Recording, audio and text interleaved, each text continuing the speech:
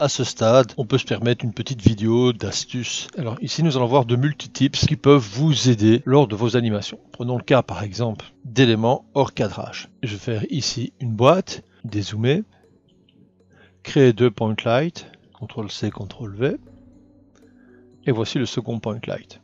Lorsque vous avez un objet que vous l'animez par rapport à des éléments hors cadre, c'est pas toujours évident de savoir où se trouvent ces éléments hors cadre. En fait, si vous faites bouton droite dans la partie visualisation, vous avez ici un plus et vous avez la partie tag. Dans la partie tag, vous avez le style de l'affichage du tag, mais en plus vous avez une option qui se trouve dans l'onglet d'à côté.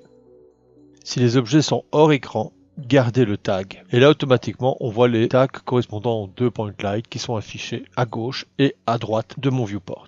Je ferme ce menu et le tag va s'adapter en fonction de votre position dans la vue.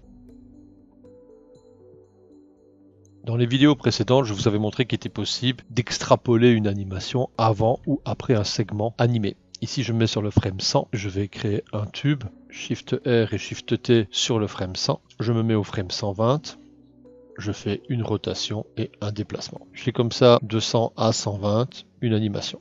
Je vais vous montrer maintenant un accès rapide pour l'extrapolation. Bouton droite, Channel and Keyframing, Edit Channel Properties. Cette fois-ci, vous avez les informations des channels de translation. Donc ici sur X, je vais faire Cycle Offset, Accept. Je vais faire la même chose sur rotation, bouton droite, Channel Keyframing, Edit Channel Properties. Cette fois-ci, la rotation a eu lieu sur Z. Je vais ici faire Cycle, et ici Cycle, Accept.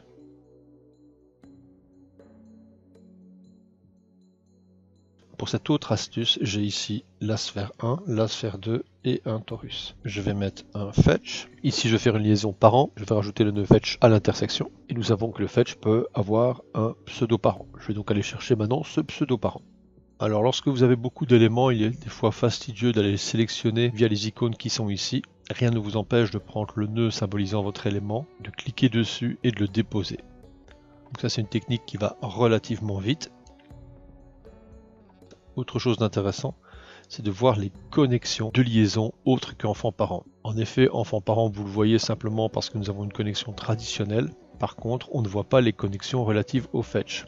Ici, je ne sélectionne aucun nœud, je vais dans View, et les liens, en fait, sont désactivés. Vous avez deux options, toujours les voir ou voir en fonction du nœud sélectionné. Je vais prendre l'option voir en fonction du nœud sélectionné. Ici, aucun nœud est sélectionné. Si je clique sur Torus, on voit qu'il y a un lien avec Fetch. Je clique sur Sphère, on voit qu'il y a un lien avec Fetch. Et si je clique sur celle-ci, nous voyons maintenant un lien, aussi avec Fetch. Si vous cliquez sur Fetch, il est évident que vous voyez tous les liens relatifs à lui-même. Je clique maintenant dans le vide, je vais dans View, et je choisis l'autre option. À ce moment-là, que le nœud soit actif ou non, vous voyez d'office toutes les connexions.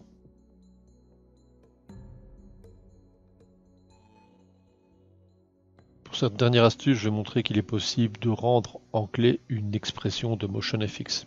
Donc je vais créer un simple torus. Sur Y, je vais faire bouton droite, MotionFX, je vais mettre Wave. Si je fais Play, on voit le Wave, je vais le mettre en temps réel. Je reviens sur les transformations. Nous avons ici ce qu'on appelle un MotionFX qui nourrit le channel Y de déplacement du torus. J'arrête l'animation, bouton droite, Channel and Keyframing, Bake Keyframing.